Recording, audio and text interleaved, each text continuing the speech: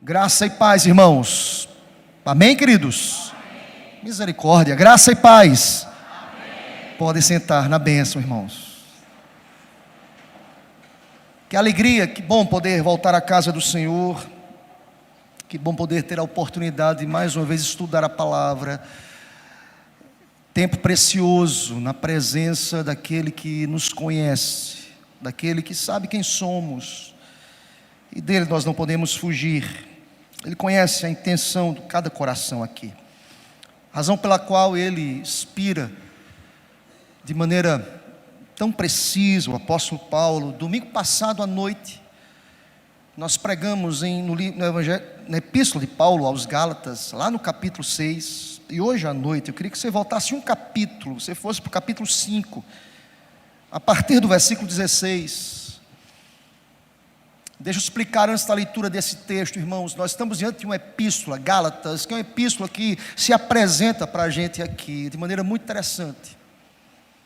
Nós estamos diante de crentes aqui que eram inconstantes, e Paulo ele abre esta epístola dizendo àqueles crentes: olha, vocês que receberam uma palavra tão preciosa da graça de Deus, agora vocês estão sendo influenciados por outro evangelho. Ou seja, eu dediquei tanto tempo para ensinar vocês, para orientar vocês, como vocês são inconstantes. Paulo foi aquele que foi levantado por Deus para dizer a esses crentes aqui, aos Gálatas, de que de nada adiantava observar os ritos e os preceitos da lei se o coração não estivesse comprometido com Deus. De nada adianta, ele chega a dizer, eu disse isso domingo passado, de nada adianta a circuncisão, se você foi circuncidado. Vocês sabem que a circuncisão, ela foi prescrita, ela foi determinada por Deus, quando Deus chama Abraão, lá em Gênesis capítulo 17, e ordem do Senhor, Deus disse a Abraão: Abraão, a criança, ao 8º dia, homem, naquele contexto, ela deveria apresentar uma marca exterior de um compromisso, de aliança deste povo com Deus. Nós chamamos isso do rito da circuncisão, mas muito mais do que isso, é um rito que mostra para todos nós que Deus, a motu próprio, segundo a sua própria vontade, resolveu aliançar com o povo de Deus. Quem não fosse circuncidado, ou quem não estivesse debaixo dessa aliança, era povo estranho a esta aliança. Cristo vem, encarna e se fez homem, e nos diz a palavra que a partir de Cristo não há mais judeu nem gentil, a graça se estende a todos os povos indistintamente, a salvação abarca todos os povos. A verdade é que nós estamos aqui hoje à noite como gentios, mas nós fomos alcançados e adotados como Israel espiritual de Deus, aleluia. Mas vejam, Paulo foi aquele que abre a epístola dizendo: vocês são inconstantes, porque agora vocês querem voltar aos ritos do judaísmo, entendendo, imaginando que essas coisas são mais importantes do que a manifestação da graça sobre a vida de vocês. E Paulo quer dizer: olha, muito mais do que observar os ritos, é vida, é vivência, é experiência com Deus. A verdade é que ele escreve esse capítulo 5 e nos diz que, independentemente de ser judeu ou gentil, o que importa que saibamos, e aqui nesse contexto, o que importava para aquelas pessoas nesse contexto era a observância de um compromisso com Cristo.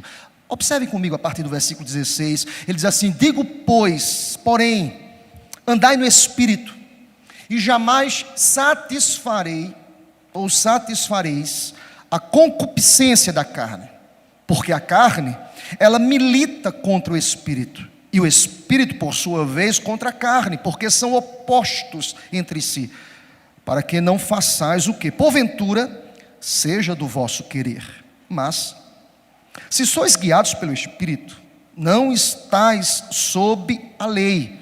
Ora, as obras da carne são conhecidas, e são elas: prostituição, impureza, lascívia, idolatria, feitiçarias, inimizades, porfias, ciúmes, iras, discórdias, dissensões, facções, invejas, bebedices, glutonarias e coisas semelhantes a estas, a respeito das quais eu vos declaro, como já outrora vos preveni, que não herdarão o reino de Deus os que tais coisas praticam. Mas o fruto do Espírito é, toda igreja, amor, alegria, paz, longanimidade, benignidade, bondade, fidelidade, mansidão e domínio próprio. Aí Paulo diz, contra estas coisas não há lei. E os que são de Cristo Jesus crucificaram a carne com as suas paixões e com os seus desejos e com as suas concupiscências. Se vivemos no Espírito, andemos também no Espírito. Não nos deixemos possuir de vanglória, provocando uns aos outros, tendo inveja uns dos outros. Que o Senhor aplique a leitura desta passagem em nome do Senhor. Amém, irmãos? Paulo é aquele que é levantado por Deus para dizer a esta igreja que o que importa é a relação que nós temos com Deus. É muito mais do que observar os ritos. Mas vejam, Paulo irá construir aqui uma ideia nesta sessão de que todos nós, indistintamente, precisamos entender que a carne e o espírito, eles lutam de forma oposta. Vejam bem, nós sabemos claramente que todos nós estamos expostos às tentações diariamente, que pairam, que tentam romper barreiras mental, nas nossas emoções, mas nós temos da parte de Deus uma ação. Paulo quer deixar claro que se nós somos espirituais, se nós fomos alcançados por Cristo, se Cristo é a razão da nossa vida, se nós afirmamos aos quatro cantos que nós fomos selados pelo Espírito Santo de Deus, nós não devemos mais andar sobre o rito, sobre o ditame, sobre a ordem da nossa carne. Verdade é que há uma luta, e o apóstolo Paulo, precisamente, ele chegou a dizer na epístola aos Efésios, que é a próxima epístola, lá no capítulo 5, versículo 8, ele traz para a gente ali contexto que para mim é correlativo, dizendo que há uma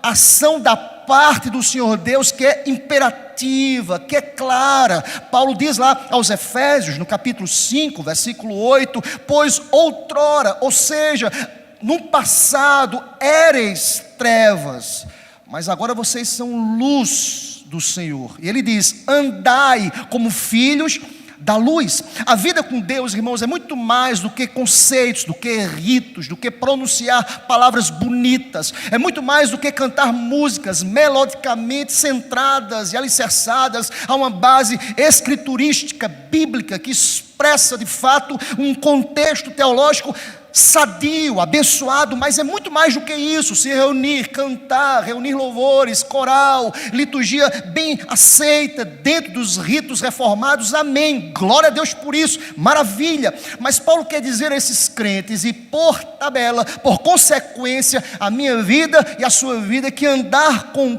Cristo é a expressão exata de um compromisso maior do que os ritos dominicais e litúrgicos. É segunda-feira, é terça-feira, é em casa como marido, é em casa como esposa, é em casa como filho, é como patrão, é como empregado, é como aquele que presta serviço, é como autônomo ali de segunda a sábado. É muito mais do que isso. Vocês eram trevas, Cristo os alcançou, agora vocês são luz. Brilhe a luz, externem a luz, reverberem Cristo diariamente em nome do Senhor, aleluia.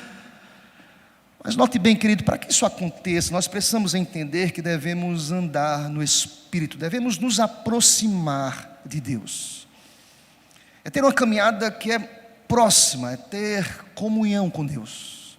Paulo vai construir aqui nos dizendo que devemos andar na luz. É interessante que o próprio apóstolo Paulo foi aquele que disse lá no capítulo 5, versículo 24, se você olhar nesse contexto, diz assim, olha, e os que são de Cristo, estes crucificaram a carne com suas paixões e com suas concupiscências e com seus desejos. Note bem, querido, Paulo quer dizer a esta igreja, quer dizer a mim e a você, que a graça de Deus em Cristo, é o tratamento para a nossa alma. Nós não precisamos mais de nenhum complemento, nós não precisamos de nenhum arranjo, nenhuma palavra sugestiva, indutiva de alguém que possa trazer uma melhora à nossa condição espiritual. Isso já aconteceu, irmãos, e glória a Deus por isso. Amém, querido? Você é santo. Essa pessoa que está do teu lado aí, olha aí para ela. Não vou mandar você repetir nada, só olha, tá bom. Ela é santa. Só um parênteses, eu não gosto daquele negócio. Diga comigo, diga para o seu irmão. Eu não gosto. Só olha. Você já foi para um culto assim, meu irmão? Perdoe, você já foi para um culto assim? Eu já fui, irmãos. Diga para o irmão, repita comigo. Para. Aí volta.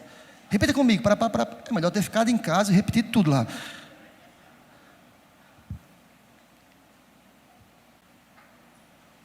Essa pessoa do teu lado é santa. Não porque uma denominação a declarou santa, mas porque esta pessoa, com as suas paixões, com os seus desejos, com as suas concupiscências, essa pessoa, ela foi crucificada com Cristo na cruz, aleluia. Paulo quer construir uma ideia aqui, irmãos. Paulo, de maneira muito precisa, ele, em vários momentos, ele apresenta antítese em suas ministrações. Eu acho fantástico, Paulo. Ele apresenta antítese, espírito e carne, constantemente. Ele usa outras palavras, verdade é, queridos. Por exemplo, carne e cruz, espírito e mundo, lei e espírito. Ele apresenta essas antíteses para dizer que é uma luta, não da parte de Deus. Essa luta está definida, conquistada, paga, tetelestai. Quando Cristo disse na cruz, tetelestai, está consumado, não há nada que o homem possa fazer para agregar a esse tetelestai alguma coisa. Está consumado tudo, querido, tudo está feito, pronto, definido, estabelecido, segundo o preceito, a ordem, o decreto de Deus. Deus não está sujeito a nenhum acontecimento. Nós não defendemos uma teologia relacional, queridos. Nós defendemos que Deus é soberano sobre todas as coisas. Você crê nisso? Amém? Deus não vai se moldando aos acontecimentos do mundo. Ele já definiu, queridos. O que João viu em Apocalipse foi algo definido. É o já e o ainda não. Tudo está definido, queridos. Ele é Senhor. Ele já crucificou. Eu não vou me tornar santo. Paulo, de maneira muito precisa, irá nos dizer: olha, digo porém. Ou seja, se vocês estão com Cristo, acompanha comigo. O que é que Paulo está falando na sessão anterior? Está falando sobre liberdade. E essa liberdade, ela é limitada pelo amor. Todas as coisas me são lícitas, mas nem todas me convêm. O que é que limita isso, queridos? É a imposição de uma igreja, de uma denominação, não o amor. Paulo está construindo uma ideia, está dizendo a esse povo, a partir do verso 16, se vocês estão no Espírito, vocês não devem satisfazer. A expressão usada aqui no versículo 16 é: não satisfareis o desejo da carne. Eu estava lendo o comentário de João Calvino, a expressão usada aqui, não satisfareis.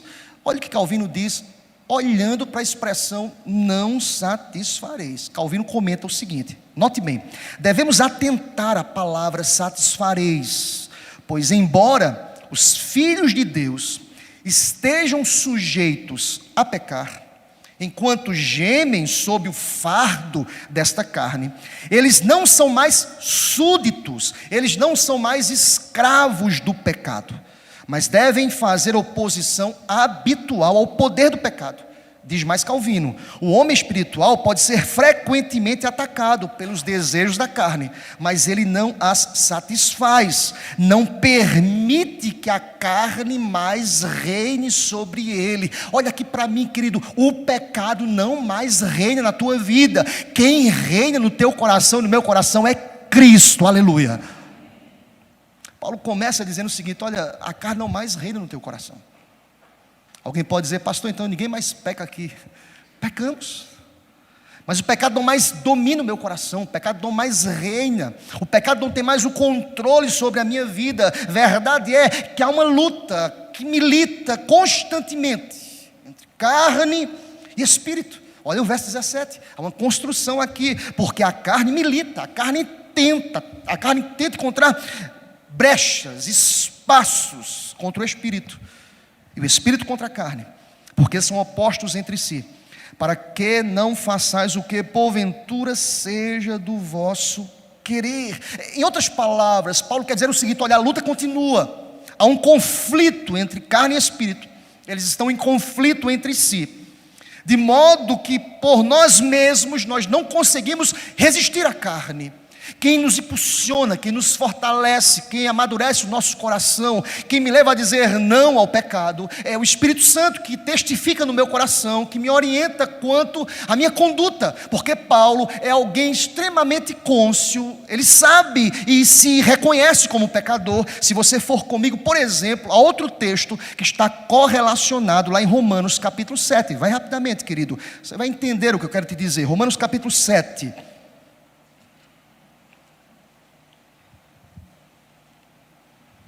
Deixa eu comentar uma coisa com vocês. Tem horas que vocês não se conhecem, diz assim: rapaz, eu não acredito que eu fiz isso. Eu não vou nem pedir para levantar a mão, tá, irmãos? Assim, fui eu mesmo que fiz isso. Vocês já passaram por situação que falaram assim: eu não acredito, eu fiz isso. Eu quero dizer para você que, se eu posso chamar de privilégio, não é só um privilégio seu. Paulo diz assim: eu nem compreendo o meu modo de agir. Olha comigo o versículo 15 do capítulo 7 de Romanos. Acompanha comigo. Porque nem mesmo compreendo o meu próprio modo de agir, pois não faço o que prefiro, e faço o que eu detesto. Ora, se faço o que não quero, consinto com a lei que é boa. Neste caso, quem faz isso já não sou eu, mas o pecado que habita em mim. Porque eu sei que em mim, isto é, na minha carne, não habita bem nenhum, pois o querer o bem está em mim. Eu sei o que é certo, porém não efetuá-lo. Porque não faço o bem que prefiro, mas o mal que não quero, esse eu faço. Verso 21. Então, ao querer fazer o bem, encontro a lei de que o mal reside em mim. Irmãos, em outras palavras, eu quero dizer para você nesta noite que há uma luta estabelecida entre a carne e o espírito. Obrigado, Aguinaldo. Tem gente que está na igreja, está lutando contra a carne e o espírito. Tem gente que está no culto, mas está lutando contra a concupiscência dos olhos, por exemplo. Você está para entender isso? Como isso é sério? Você está a perceber como nós estamos numa luta constante? E Paulo quer dizer a essa igreja: olha, vocês precisam entender, e vocês não podem imaginar e trazer o idealismo humano de tal forma a imaginar que, por exemplo, se estamos aqui em um ambiente de culto, ninguém está pecando. Não, queridos, há uma luta constante, ininterrupta do espírito contra a carne. Tem gente que está no processo de culto, mas está lutando. Mas Paulo vai dizer nesse versículo 17 ainda, que às vezes nós precisamos ter a consciência, irmãos, disso. Ele quer dizer isso a essa igreja, aos Gálatas: para que não façais o que porventura seja do vosso querer. Vocês não podem permitir que a carne domine, vocês não podem permitir essa luta que é constante e precisa ter como base o princípio de que o Espírito Santo precisa encher o nosso coração de tal forma que possamos resistir às tentações. Amém, meu irmão? Que eu possa dizer não às tentações. E ele vai dizer no verso 18: e ele me posiciona enquanto crente. Ele te posiciona enquanto crente. Ele vai dizer, leia comigo o verso 18, toda igreja: mas se sois guiados pelo Espírito, não estais sob a lei.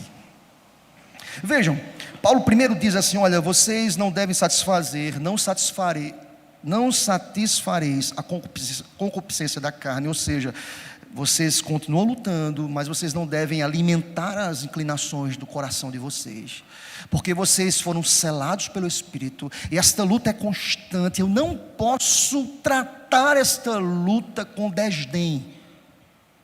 Eu não posso achar que estou forte ao ponto de dizer o seguinte e bater no peito. Não, pode vir o que vier. Não, queridos. Primeiro Paulo fala sobre a seriedade de uma luta que é constante, mas ele me posiciona. Eu quero partir nesse sermão a partir desse momento. Ele me posiciona, ele me diz que eu não estou mais sob o jugo da lei. Ele me diz que, alcançado pelo Espírito Santo, Deus me tornou livre de tal forma que eu posso dizer, em outras palavras, eu fui emancipado do jugo da lei. E por ser emancipado do jugo da lei, eu sou tão livre que eu posso dizer ao pecado não, e louvado seja Deus por isso. Só pode dizer não ao pecado quem foi emancipado do jugo da lei. Só pode dizer não ao pecado quem foi alcançado pela graça. Só pode dizer não ao jugo do pecado, ao jugo da concupiscência, ao jugo dos desejos, ao jugo daquilo que não honra o nome do Senhor Deus, quem foi liberto por Cristo.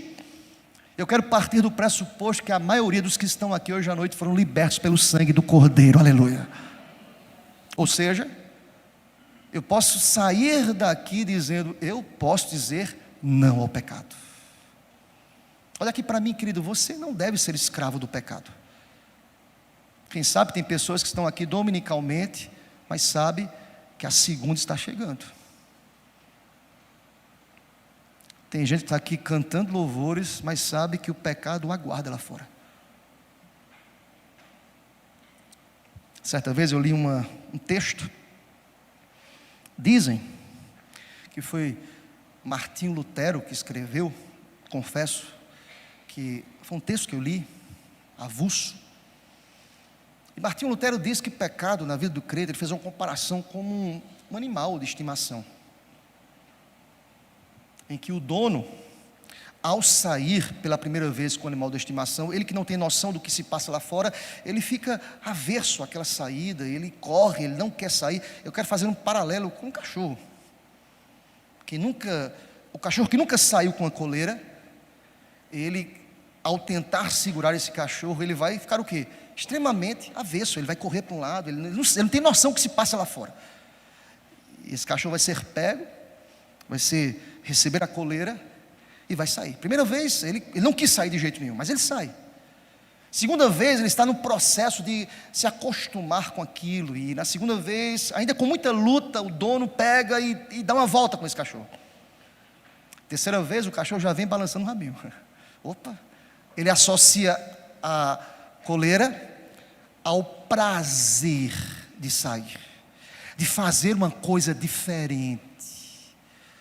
Da quarta vez em diante, aí eu estou chutando o tempo, tá, irmãos? Eu não sou o cara mais preciso para falar quantas vezes um cachorro ele sai para ter essas reações. Das próximas vezes, o cachorro pega a coleira e joga no pé do dono, diz assim: bora sair, foi bom. E dizem que Martinho Lutero disse assim: o pecado é assim com a gente. Da primeira vez, você como crente, você foge, você luta, você diz não quero. Da segunda vez, você está mais taludinho para o pecado, misericórdia, você já vai ali mais ou menos. Terceira vez, da quarta, você não mais foge do pecado, mas agora você procura satisfazer os desejos da sua carne. Sabe o que Paulo quer dizer para a gente aqui hoje à noite, que disse aqui essa igreja? Vocês não estão sujeitos a isso. Vocês foram libertos pelo sangue do Cordeiro. Vocês foram alcançados pela graça. Vocês podem dizer, até mesmo se o dono disser, bora sair nessa coleira. Não, eu fui liberto, não quero isso. Mas é prazeroso, é diferente. É a curiosidade, é o novo. Paulo diz, não, vocês não estão mais sujeitos a esta realidade.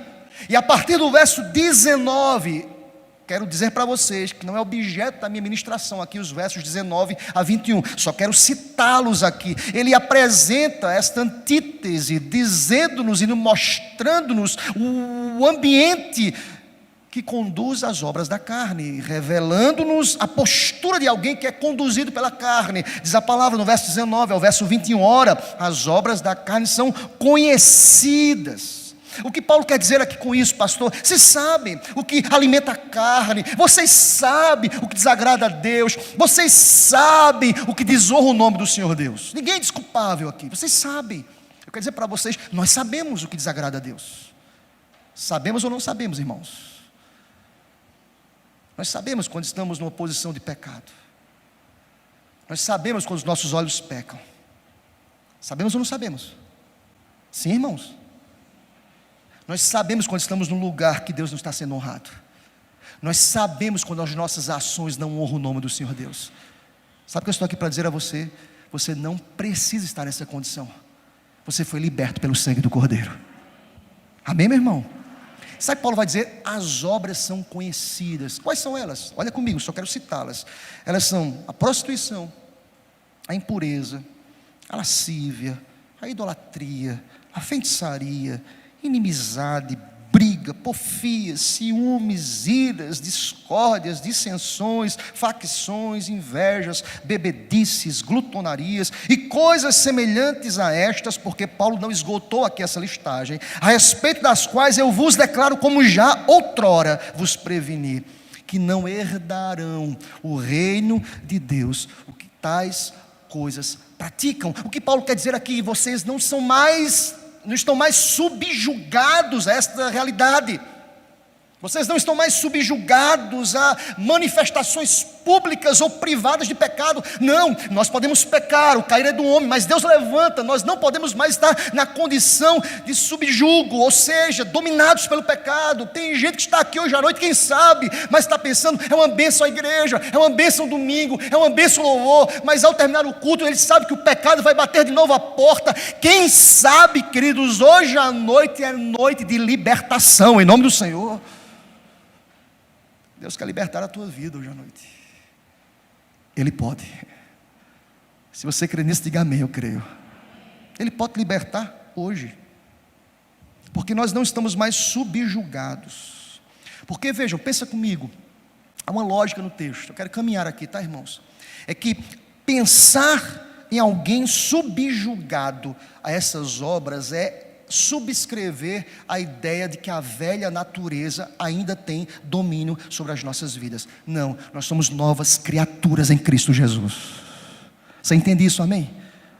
Se nós somos novas criaturas, qual deve ser a nossa postura enquanto novas criaturas? Porque a velha natureza revela-nos uma natureza caída, que está no primeiro Adão. O segundo Adão nos resgatou. O segundo Adão nos libertou. O segundo Adão perfeito cumpriu cabalmente, de forma obediente, os ritos, tudo certinho, e nos libertou. O segundo Adão perfeito se fez maldito em nosso lugar. O segundo Adão levou sobre o madeiro os nossos pecados. No segundo Adão, que é Cristo, nós somos mais do que vencedores. Aleluia. Dizem que foi o próprio Martinho Lutero também, que certa vez ele começou a copiar todos os seus pecados no livro. Eu fiquei imaginando, se nós fôssemos escrever os nossos pecados hoje, será que uma resma de 500 dava? Misericórdia. Meus pecados são esse. E ele começou a escrever os pecados próprios, pessoais. Eu peco nisso, eu peco naquilo, eu peco. Depois que ele terminou essa listagem de pecados, sua mente fragilizada, porque ele percebeu quem era. Porque se você fizer esse exercício, chegar em casa e colocar os teus pecados no papel, você vai ficar assustado, tá, irmão? Rapaz, eu faço isso, eu faço aquilo. Você vai desconstruir todo o princípio de perfeição. Somos pecadores, miseráveis pecadores. E a mente dele foi tentada a pensar, eu sou um desgraçado pecador. Mas ele chegou e colocou lá embaixo: mas o sangue de Jesus me purificou de todo pecado. Louvado seja Deus. Quem nos purifica é Cristo. Quem nos traz uma nova condição é Cristo. Quem me posiciona é Cristo. E pensando nisso, há um segundo bloco no texto, é objeto da minha reflexão aqui hoje à noite. Devemos andar com Cristo, devemos andar no Espírito. A partir do verso 22, nós encontramos aqui, queridos, aquilo que existe deve existir no coração daquele que foi alcançado pela graça. Paulo começa dizendo no verso 22, mas o fruto do Espírito é interessante aqui, irmãos, é que Paulo tinha consciência do que é esperado de toda árvore frutífera, é que essa árvore dê frutos. Percebem que é muito mais do que culto no domingo. É importantíssimo o dia do Senhor, eu defendo o dia do Senhor, eu amo o dia do Senhor. Eu ia dizer isso pela manhã, esqueci, vou dizer aqui à noite. Eu fico na expectativa que chegue logo domingo, irmãos. Eu não sei se vocês são assim. Acabou o culto hoje, já fica assim, meu Deus, que chegue logo domingo. Mas eu lembro da palavra, não andeis ansiosos por coisa alguma. Fica quietinho, vai viver a cada dia abaixo do seu mal. Termina o domingo aqui, eu não sei se é coisa de pastor isso, não sei, irmãos. Mas acaba o domingo, eu chego em casa, já fico pensando no domingo que vem, meu Deus, chegue logo. É muito bom louvar a Deus, irmãos. É muito bom estudar a palavra. É muito bom ter esse momento de comunhão com a igreja. Mas vejam, percebam, é muito mais do que isso. O que Paulo quis dizer a esse povo aqui, queridos, e que se aplica a todos nós, é que nós somos árvores frutíferas. E o fruto das árvores serve para germinar outras árvores. Qual é a ideia aqui, pastor? É a continuidade das espécies, para alimentar outras pessoas. Ao sair daqui nós reverberamos a luz de Cristo. Ao sairmos daqui nós vivemos o fruto do Espírito. Porque na igreja é muito fácil ser crente, ter amor. Às vezes tem que clamar mais. Ter alegria, ter paz, ser longânimo, ser benigno, ser bondoso, ser fiel, ser manso, ter domínio próprio. Verdade é que tudo que acontece na igreja alimenta-nos nesta verdade. O desafio é ser e externar o fruto do Espírito lá fora, irmãos, em casa, no trabalho, quando as pessoas nos perseguem. Mas vejam, Paulo quer dizer, se nós já fomos alcançados pelo Espírito, nós temos uma condição nova. Você tem o Espírito Santo, nós somos diferentes, nós manifestamos frutos. Você entende isso, amém, querido? Verdade é também, queridos, que o crescimento de uma árvore, ela é lento, processual e é gradativo. Nós sabemos que algumas pessoas precisam amadurecer. Eu não sei se vocês sabiam, ao pesquisar eu descobri que a videira, que é usada como exemplo na Escritura, a videira começa a dar frutos após 3 anos de existência. Ou seja, houve todo um trabalho, um preparo, um crescimento, uma dedicação.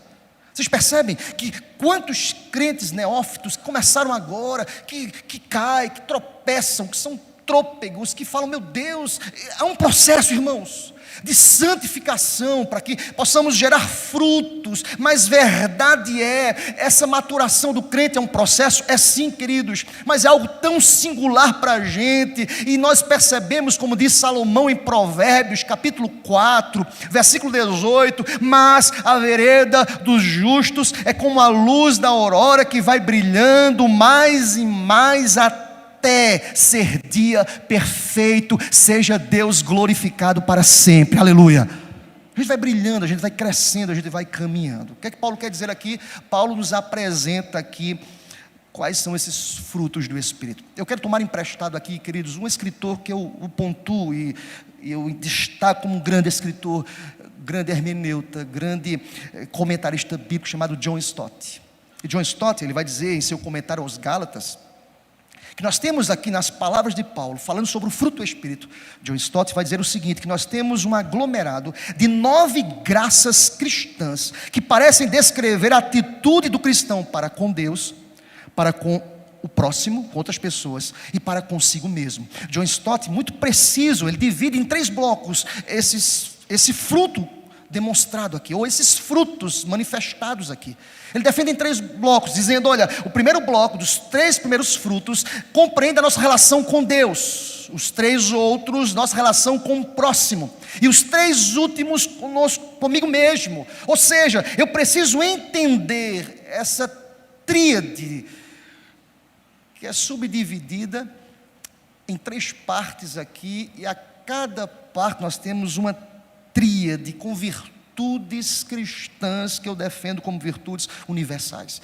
Vamos acompanhar comigo, quero ser muito pontual, muito objetivo, sem delongas. Acompanha comigo o entendimento de John Stott. Ele vai dizer o seguinte, que as três primeiras, amor, alegria e paz, é uma tríade de virtudes cristãs universais, mas parece que estão e se referem principalmente à nossa atitude em relação para com Deus. Acompanhe comigo, o fruto do Espírito é amor, alegria e paz. Vamos entender o que John Stott defendeu aqui. Ele defendeu primeiramente que esses três primeiros frutos revelam-nos a nossa relação com Deus. Qual é o maior mandamento, queridos irmãos? O maior mandamento: amar a Deus acima de todas as coisas. O primeiro amor do cristão é o seu amor para com Deus. Ele defende que todo o amor que nós temos vem e é fruto da nossa relação com Deus. Ele diz, amor, nós só amamos porque Deus nos amou primeiro. Nós só manifestamos amor porque nós fomos alcançados por este amor. Nós precisamos entender que tudo aquilo que nós externamos acerca do amor é porque primeiramente Deus já se relacionou em amor conosco. Ele vai dizer a nós, de maneira muito clara, amem, porque vocês foram amados primeiramente.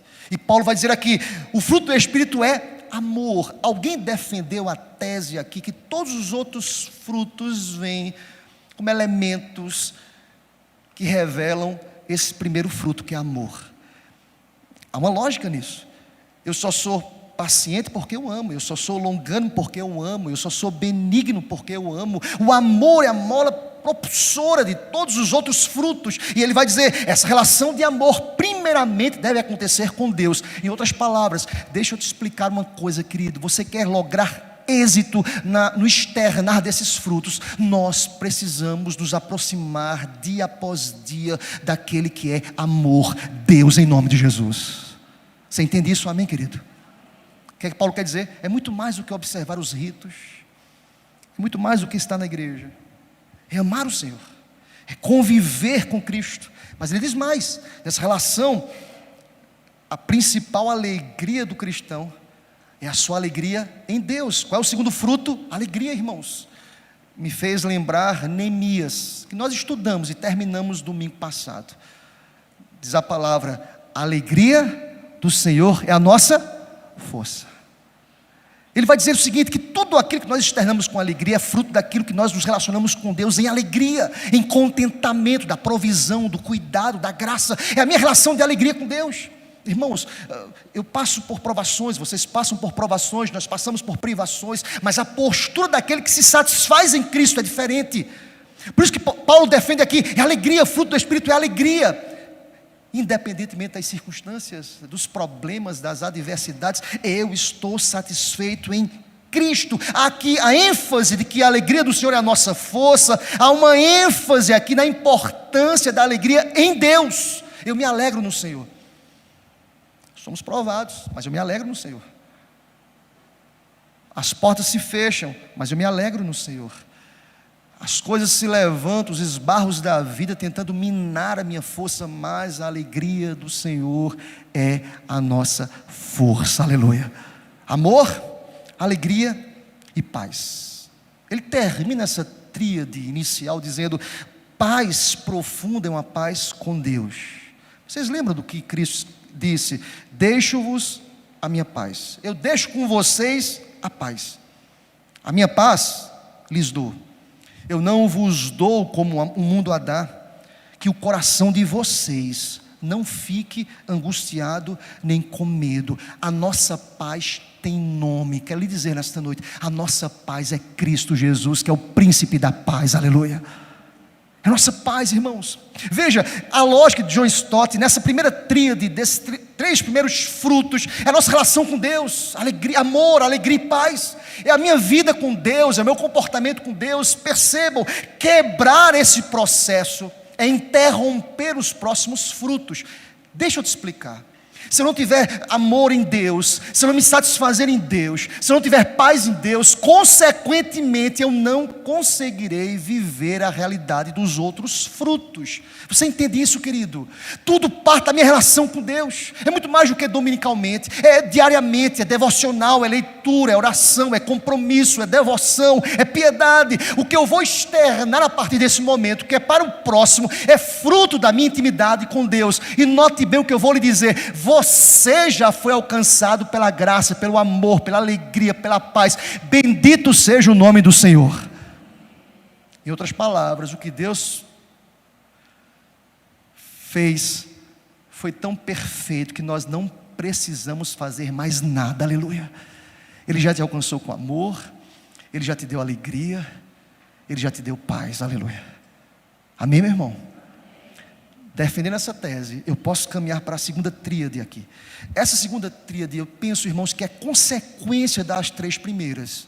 Porque se eu estou em amor em Deus, se eu estou alegre e contente, satisfeito em Deus, se eu estou em paz com Deus, consequentemente eu vou manifestar isso para o próximo. Vejamos, há 3 outros frutos apresentados aqui, uma segunda tríade, que é longanimidade, benignidade e bondade. Olha aqui para mim, irmãos. Pastor, o negócio agora ficou sério, porque eu sou casado e meu marido não é longânimo, não é benigno, não é bondoso. Tem que rever a vida dele com Deus. Pastor, eu sou casado, mas minha esposa, ela não é benigna, ela não é longânima, não é bondosa. Tem que ver sua vida com Deus, rever. Pastor, estou em crise agora, porque se é uma consequência, porque são consequências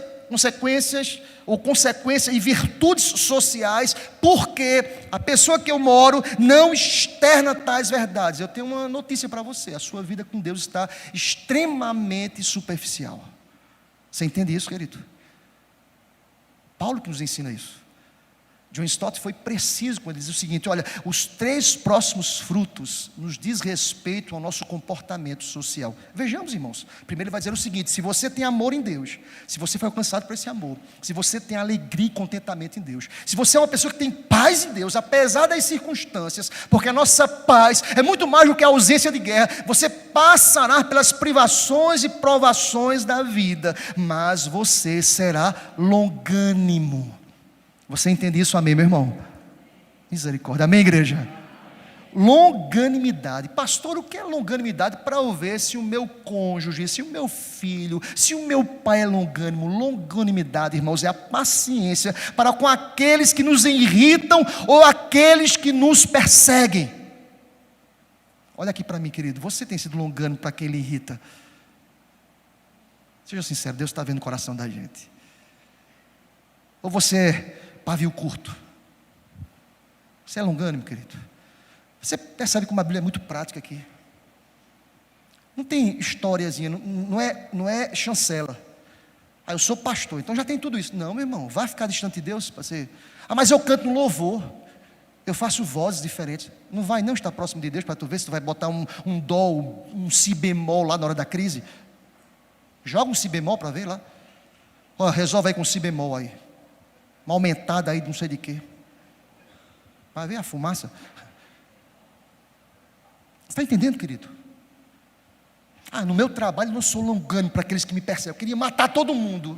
Está faltando vida com amor, com Deus, com alegria, com paz com Deus. Você está distante de Deus. Você está longe daquilo que é o propósito de Deus para a tua vida. Sabe o que é ser longânimo? É ser tolerante. É suportar as implicações, é aguentar provocações dos outros. A partir de quê? Pastor, como é assim? Não estou entendendo nada. A partir do conceito de que Deus tem sido longânimo para com as nossas vidas. Você entende isso? Nós maltratamos a santidade de Deus, nós atingimos a santidade de Deus, nós erramos, nós pecamos, mas nós somos impacientes e nós não somos longânimos para com o próximo. Sabe o que é isso? Falta de intimidade com Deus. Por isso que ele vai dizer o seguinte: além de ser longânimo, socialmente, quem está próximo, coladinho com Deus, é benigno. Olha o texto vai dizer: o fruto do Espírito é longanimidade, o fruto do Espírito é benignidade. O que é benignidade, pastor? É ser afável. Irmãos, me entendam, Eu sei que estou sendo gravado, estou no Nordeste, capital do Nordeste. É ser delicado, cuidado. Tem gente que confunde macheza com machismo. Eu sou terminantemente contra machismo. Mas eu acho que o homem tem que ter macheza, tem que ser macho. Macho é macho, meu irmão. Amém, irmãos? Vejo que o amém ficou mais grosso, né, irmãos? Vocês perceberam, amém? Mas você não pode ser machista. Ser benigno é ser delicado, afável. Tem muito crente que precisa entender o que é ser misericordioso. Tem muito crente que consegue ser benigno, irmãos. Quando eu casei, eu era uma pedra que precisava ser burilada. Eu era grosso, meu irmão. Eu era bruto. Eu imaginava que ser macho era ser machista. Mas Deus me ensinou. Me ensinou. E hoje eu não tiro 1 milímetro da minha macheza. Eu sou macho. Mas eu gosto de externar o meu amor para minha esposa, dizer a ela que ela é linda, que ela é abençoada. Potência. Vai botando um caderninho aí, viu?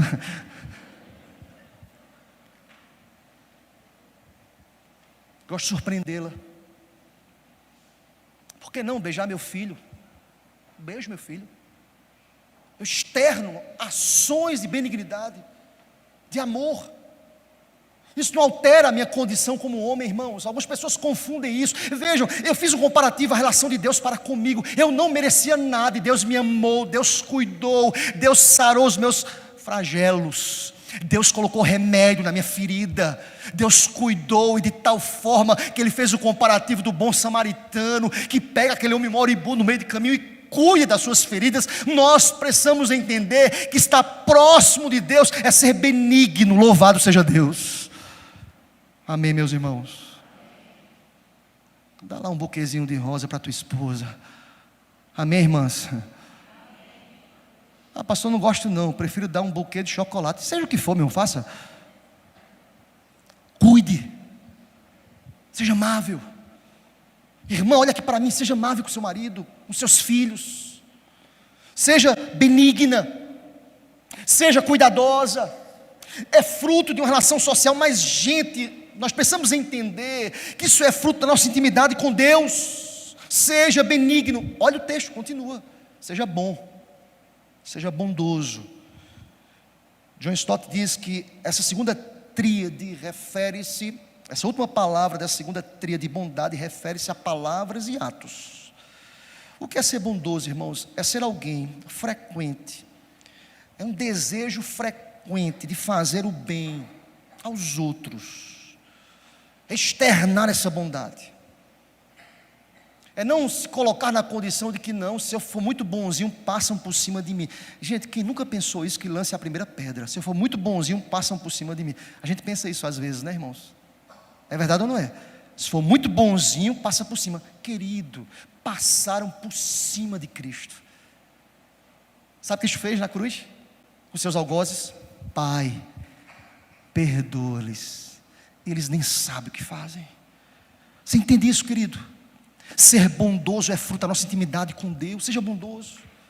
Seja bondoso, é fruto. Mas vamos fechar, queridos. Há uma terceira tríade aqui. Veja, a primeira tríade diz respeito à nossa relação com Deus, diz John Stott. Amor, alegria e paz. A partir do momento que eu estou próximo de Deus, socialmente eu serei longânimo, benigno e bondoso. Mas o que é que John Stott diz? Tomando emprestado a palavra de Deus aqui, ele diz assim, que a última tríade diz respeito aqui à nossa atitude para conosco, é pessoal, individual. Observem comigo, ele vai dizer, sejam fiéis, fidelidade. Fidelidade, irmãos. Eu quero chamar a sua atenção, queridos, que quando Paulo fala aqui em fidelidade, ele fala sobre confiabilidade. É ser fiel. É se fazer, ou seja, é externar essa fidelidade de tal forma que as pessoas confiem em você. Há uma relação mútua nesse texto, de relação social e de fidelidade. Há uma relação mútua aqui. Eu não posso apenas cobrar fidelidade, eu preciso ser fiel. Eu preciso viver segundo essa fidelidade, irmãos, eu preciso ser fidedigno às minhas ações, às minhas palavras, aquilo que eu estou atestando, aquilo que eu estou me comprometendo. Irmãos, isso diz respeito à nossa caminhada, diz respeito a uma atitude que é pessoal. Olha aqui para mim, queridos, estou caminhando para o final dessa palavra, mas entenda, quando Paulo quer dizer, sejam fiéis a tudo, sejam fiéis a Deus, sejam fiéis aos votos que vocês fizeram, sejam fiéis em seus casamentos, sejam fiéis na paternidade e maternidade, sejam fiéis enquanto crentes, sejam fiéis enquanto ofício recebido de Deus, pastores, presbíteros, diáconos, sejam fiéis nas lideranças que Deus te colocou, sejam fiéis a Deus. Fidelidade é algo que nós não podemos transferir para outrem, depende de mim, é a minha comunhão com Deus, é meu comportamento social. Eu preciso ser fiel para que Deus seja glorificado e honrado através da minha fidelidade, aleluia. Caminha comigo, mas ele diz mais, olha, sejam fiéis, mas sejam mansos. Olha o que diz mais esse fruto do Espírito, sejam mansos, mansidão, suavidade, antônimo de agressividade, antônimo de beligerância. O que é beligerância, pastor? Aquele que provoca, aquele que faz guerra, aquele que é afeito à luta, ao combate. Tem gente que já conhece assim. Vocês conhecem gente assim, irmãos? Eu sou assim mesmo, eu boto para quebrar. Homem, boto para se converter, que é melhor. Comigo é assim. Acrescenta o que a vida das pessoas? Me diga. Eu não sei você, Aguinaldo, eu não gosto de ficar perto de gente assim não. Comigo é assim, meu irmão. Eu quero ficar gente assim. Comigo é amor, comigo é graça, comigo é misericórdia, comigo é o perdão, comigo é o cuidado. Quer dizer, para você, quem pensa assim diferente, nada disso me impressiona. Você pode vir por cima assim. Eu digo, Deus, perdoa-lhe. É o cara falando, dizendo, perdoa-lhe no meu pensamento. Ele não sabe o que faz. Nós somos reprodutores de um conceito cristão. E sabe quem é Deus? Deus é amor. Você é crente, meu irmão? Amém? Você é uma dinamite de amor. Amém, meu irmão? Pastor, eu não sou uma dinamite de amor. Você não é crente, então. Vá se converter. Eu estou falando com crente que promove amor, que tem palavras de amor, que manifesta amor, que olha com misericórdia. Tem gente que é ávido em apontar, em acusar, em julgar. Perdoa-lhes, Deus. Eles não sabem o que fazem. Quer dizer para você que isso não impressiona o coração de Deus. Você não é o justiceiro, a justiceira que foi levantada para mudar tudo. Nada disso. Você já assistiu aquele filme, Um Dia de Fúria? É antigão, né? Quem já assistiu esse filme, Um Dia de Fúria? Cara, chegou um dia que ele estava com uma pá virada e saiu quebrando tudo, derrubando tudo. Eu penso que alguns crentes estão sempre nesse dia de fúria. Misericórdia, Senhor. Dia de fúria. Eu vou resolver tudo, eu vou resolver o mundo agora. É o justiceiro. Robin Hood. Vou resolver agora. Querido, presta atenção. Quem está próximo de Deus é manso. Sabe por quê? Porque Cristo foi alguém manso e humilde de quê, irmãos?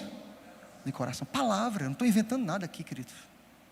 Manso e humilde.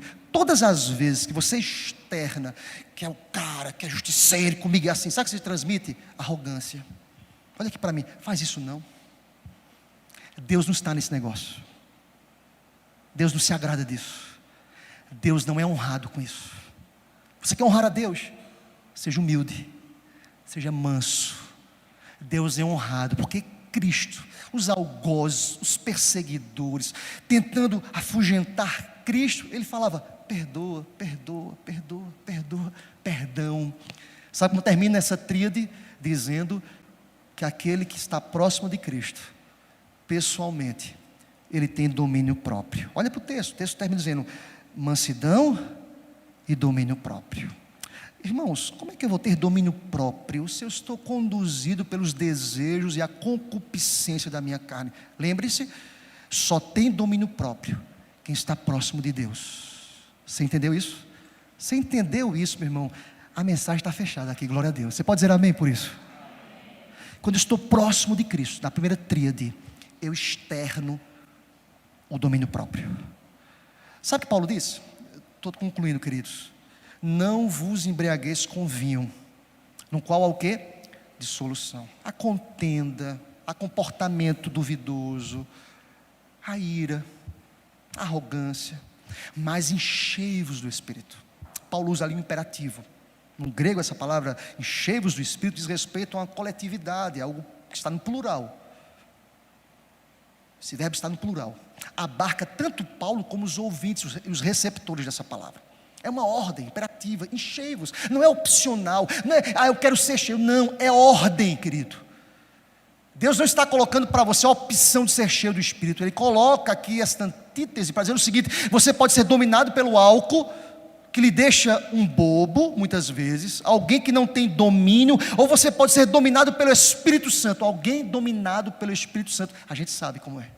Você não sente, meu irmão? Você não sente, irmão? Eu sinto. Não se iludam não, irmãos. Alguém que fala comigo, eu sei que está cheio do Espírito. Pela palavra, pela fala, pela conduta, pelo comportamento, pela maneira de se comportar. E Paulo diz, enchei-vos do Espírito. Interessante que essa palavra está na voz passiva. Ou seja, a ideia do texto é enchendo, enchendo, recebendo, enchendo, enchendo. Como acontece isso? Quando eu estou próximo da primeira tríade, em amor, alegria e paz. Fruto disso, Deus vai enchendo, enchendo, enchendo, enchendo, ao ponto que eu posso dizer, e concluo dizendo isso: vivo não mais eu, mas agora é Cristo que vive em mim. Se Cristo vive em mim, socialmente eu sou diferente, pessoalmente eu tenho uma nova e diferente conduta. Que Deus aplique essa palavra ao nosso coração. Fica em pé, querido, em nome do Senhor. Vamos louvar ao Senhor.